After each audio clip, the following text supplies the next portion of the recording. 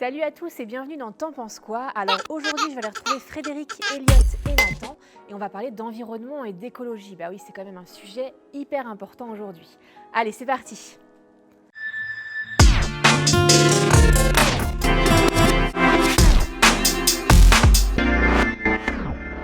Bonjour tout le monde! Bonjour. Vous allez bien? Oui, Super. super. Bon, alors je viens vous voir parce que j'aimerais bien qu'on parle un petit peu d'environnement. Est-ce que vous pensez, vous, que c'est à vous de faire bouger les choses? Est-ce que c'est à votre génération de faire en sorte de sauver la planète?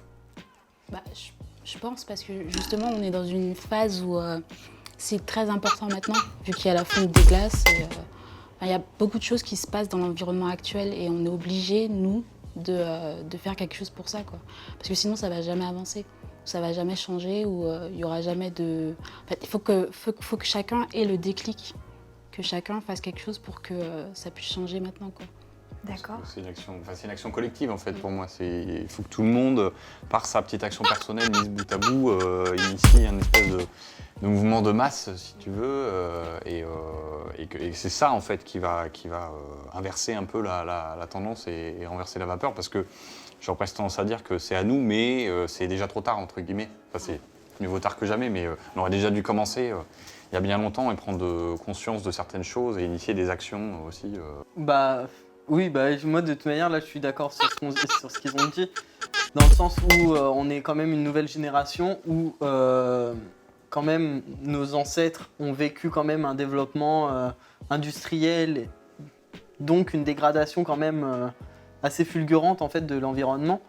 Et nous on est là, il faut quand même mettre notre petite main à la pâte, comme on peut dire, pour vraiment changer le monde actuel et faire en sorte que ça aille mieux par différentes actions, par peut-être la réduction de certaines choses, peut-être vraiment plein de choses comme ça pour arranger les choses.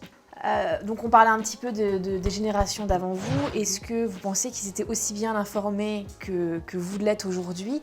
Et du coup, est-ce que vous leur en voulez aussi un petit peu de l'état dans lequel on retrouve l'environnement aujourd'hui?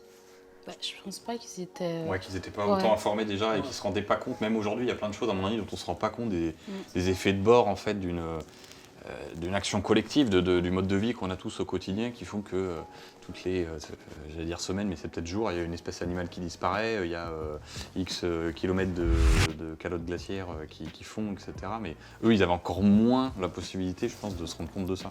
Il y a beaucoup de personnes maintenant qui sont encore dans le déni, qui disent que c'est de l'illusion et que le réchauffement climatique et tout ça, la fonte des glaces, c'est quelque chose qui n'est pas réel. Mais je pense que la génération d'avant, ils en sont pour beaucoup.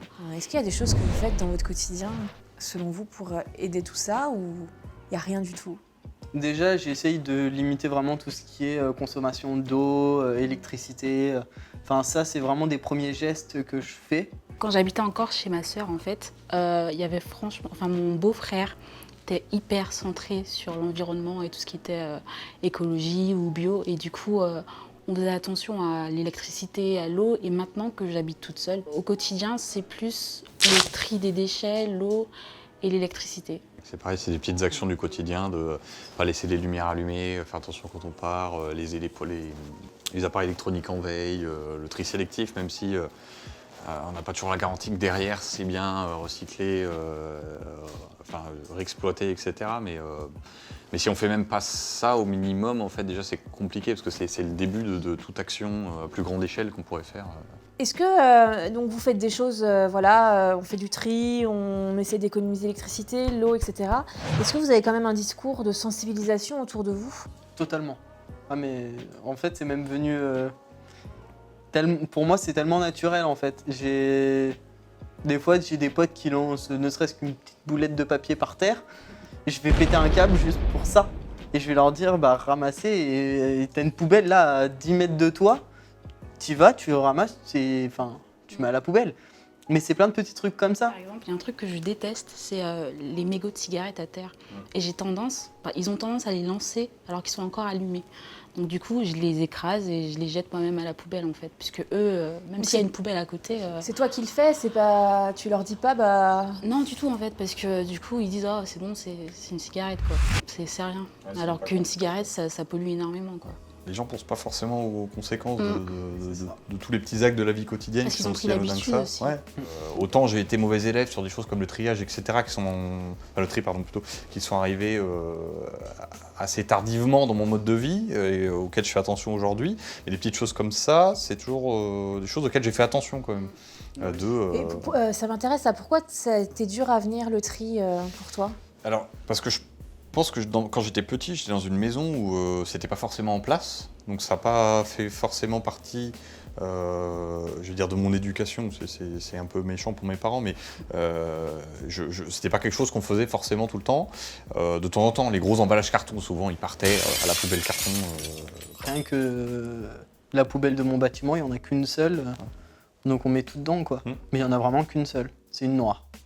Ça me fait penser parce que j'entends souvent que l'écologie, tout ça, les véganes, enfin toute cette mouvance-là, c'est quelque chose un peu pour les bobos C'est parisiens. un truc de Voilà. Et si vous êtes d'accord avec ça, vous pensez qu'on est là-dessus ou pas? Tous les sujets sont un peu mélangés en fait, c'est-à-dire que le fait de mieux consommer, plus local, bio, de manière plus qualitative, etc. Avec moins d'emballage, il y a aussi des magasins maintenant où tu viens avec ton pot, tu mets les pâtes dedans, etc. Ça participe au sujet de l'écologie de manière générale, mais c'est pas la totalité des actions qu'on peut faire. Et moi, je suis pas végane ni végé aujourd'hui, par exemple, et pourtant, je pense que je peux quand même avoir un impact, et même plus que ce que j'ai aujourd'hui au quotidien, pour faire un geste pour la planète, quoi. Faire des gestes pour la planète. Mais c'est surtout que le bio, c'était pas forcément accessible à l'époque. Je sais que le bio, enfin je pense que le bio, quand ça a commencé à vraiment devenir quelque chose de hype, on va dire, c'était vraiment pour les personnes qui avaient assez d'argent pour se payer du bio, quoi. Mais parce qu'en vrai, là, vous êtes étudiant, vous êtes jeune actif, enfin, vous n'êtes pas non plus... vous n'êtes pas dans une situation financière qui est hyper confortable.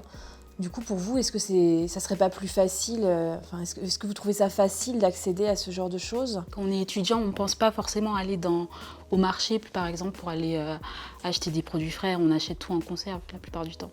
Donc c'est pâtes, Après, ce genre de il y a choses. certains trucs en marché qui seraient plus rentables d'acheter en marché que dans un supermarché. Parce que là, si on va dans un marché, c'est directement les prix de la personne en fait, et non les prix commerciaux. Et qu'est-ce que vous aimeriez faire, vous? Qu'est-ce que vous aimeriez changer dans votre quotidien pour justement avoir plus d'impact sur l'environnement Tout ce qui est l'internet, tout ça, on pourrait éviter parce que c'est une propagation d'ondes, et les ondes, forcément ça a un impact sur l'environnement, sauf qu'à l'heure actuelle, sans internet, on peut rien faire. Parce que je vois, avant, ils avaient aucun problème sans internet, hein. Nous maintenant, est-ce qu'on peut vivre sans internet? Non! Ça devient compliqué. Après, je peux lancer le défi de rester au moins ne serait-ce qu'une journée entière sans téléphone. Mais donc toi, dans l'idée, si tu pouvais changer quelque chose, c'est peut-être être un peu moins connecté, un peu moins dépendant de... Un peu moins connecté, être un peu moins dépendant de tout ce qui est électricité. Et toi, il y a des choses que tu imagines pouvoir faire ou... Sûrement les transports en commun. Peut-être apprendre à mieux faire du vélo et du coup acheter un vélo. Parce que, en fait, je marche beaucoup. Mais je me dis que même pour faire des longs trajets, ce serait mieux si... une fois dans le mois, on pourrait arrêter les transports en commun ou juste marcher, quoi. Quand vous voyez un petit peu les discours des politiciens, tout ça, que ça soit en France ou même aux États-Unis, Trump qui ne croit pas forcément au réchauffement climatique, tout ça, qu'est-ce que vous en pensez? Qu'est-ce que ça vous fait? Ce sont des dirigeants et du coup... c'est des gens qui portent une parole, ouais, en fait, voilà. qui sont Il y a censés beaucoup de porter personnes, le discours d'un pays, quoi. Ils C'est sont quand même censés être au courant de ce qui c'est assez se flippant. passe. Enfin, les États-Unis, on ne sait pas, c'est pas un tout petit pays qui n'a aucun impact dans le monde, quoi. Ouais, c'est ça.